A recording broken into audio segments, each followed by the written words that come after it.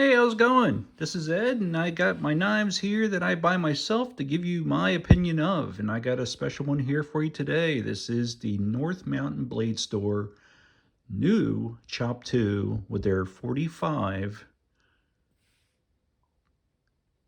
disc opener. It's not a real 45 that they use, but that's why I got my 45 here, just to, kind of show you. Just to show you a little closer. Let's see.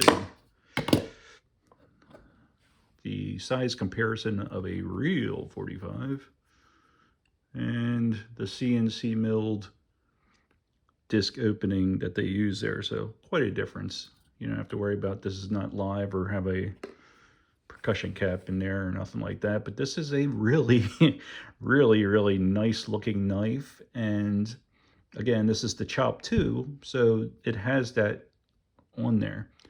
And what's really eye-catching, of course, goes without saying, is that they use this SLD Magic steel. And there's that, SLD Magic.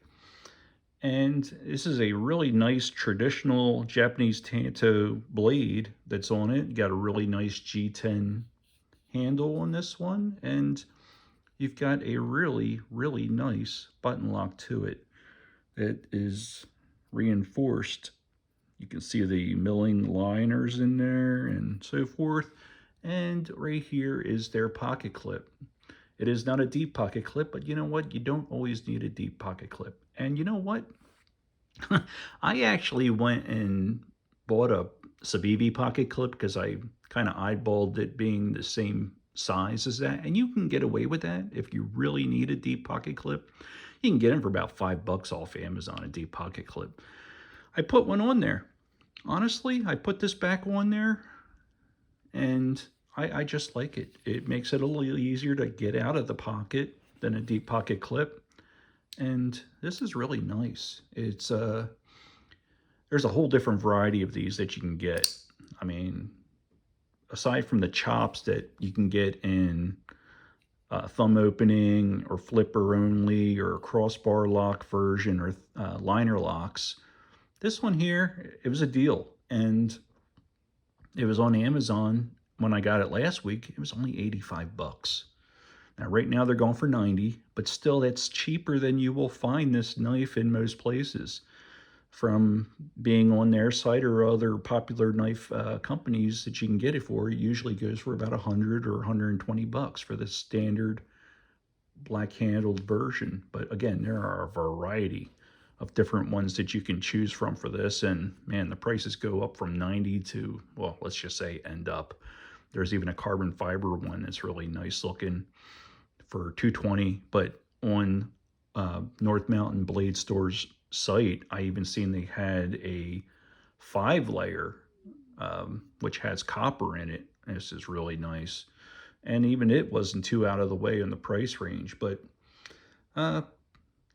I'm happy with Sanmai. I've really gotten to like it, actually. I have it in another knife I have. It's a Katsu that I did a video for previously. If you want to look in my inventory there on my channel, welcome to it. But yeah, Sanmai is, well, it's a tool steel, but it's I should say SLD Magic is a tool steel that's uses the Sanmai technique. That's the Japanese technique of using 3 different layers of steel. You got the softer layer here for the outer, and the edge itself is actually the harder steel. So the whole thing just gives you a really durable, and beautiful blade, really. I mean, it just, from the inspiration and what the Japanese did with their swords and other knives that they make. And I may be wrong on this, but I do believe that this does come from Japan, the blades. Well, here's the card that came with it. And that's pretty cool.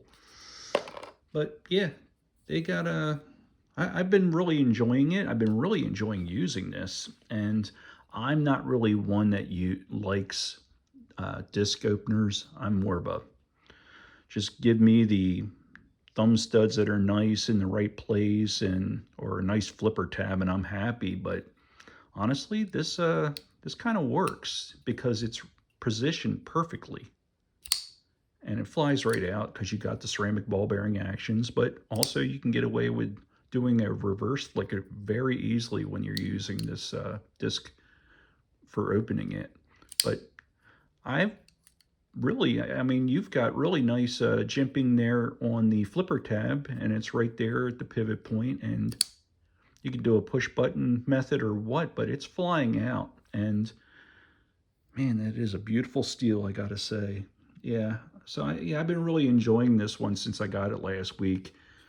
Very, very comfortable in the hand. I mean, it's a pretty much a neutral type of grip, but it's got the nice, you know, kind of like contouring to it. And they even have this copper backspacer, and I think that's pretty sweet looking too. It's got nice jimping there. It's the whole thing very comfortable in a forward or reverse grip. And you got plenty of flipper tab there to protect your hand if you're, coming down in a piercing point. But I also like that this pocket clip has that divot there so you can use that for getting into reverse for a grip there.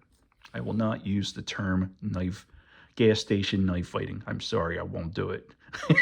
I don't care for that term, but you know what? That's just me. It sounds like a newer term that came out, but hey, if reverse knife fighting works for you, or using, if it's not even for fighting, but whatever you want to do. This is even nice in this hammer fist version because it's so neutral.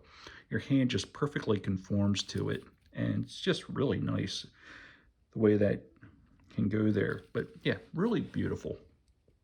So yeah, you can find this in different flavors, different versions, different handles, and so forth. And they're sky's the limit there. It's really nice. So my friend Joe, he is a guy that well, he makes a lot more than I do, but good for Joe. I love the guy. And I was doing a job where I was cleaning up a blade of his, and he told me that his favorite brand was North Mountain Blade Store. Now, honestly, I had never even heard of it because they are, well, they're a bit out of my budget. Generally, they're pretty high dollar, high end, and I'm more in the 0 and 150 at the maximum level for what I buy when it comes to knives. I rarely ever will get something that's past that. Any more than 200 bucks, I usually say it's got to go bang, but that's just me. Your mileage may vary. You do what you want. But you know what, with this line here and seeing all that they have, I could venture into maybe seeing if I really got the taste for something along there. And fortunately, the Chop 2 it is budget friendly, but it's not sacrificing the quality that you're getting from, like, maybe say one of their other high-end knives. And man, just look at that drop. And along with not really being a big fan of these discs, which it's really got nice milling all over it. I actually like this one for this kind of opening, but I'm also kind of shy on getting button locks. And what is nice about theirs, it is reinforced, and you can't just like accidentally just, press it and it's going down. You have to press into it to get that release. And look how smooth that is. It's just really nice. So you can use that as an opening option. I don't, but I mean, you can, if that's something you want to just, fidget and flick around. But also what's cool about this here, and as you can see, it's got nice milling around the way of it. It's got a nice collar around it, and the whole thing is just really well done. But it's not in the pathway of your fingers or even reverse grip where it's going to get accidentally pressed in if you're, conscious of it, or if you're not. So I like that. I like that it is stronger than your general button locks. And of course, my North Mountain knives are pretty world renowned for the quality and QC that they do with their stuff. And I like this one a lot. It's been a lot of fun to use for cutting, and I can maybe give you a demonstration of that. It just has that really nice, there is no jimping, but the thumb plate itself and the way that's all flat kind of just works, and it's just really, really nice. It's smooth, really smooth,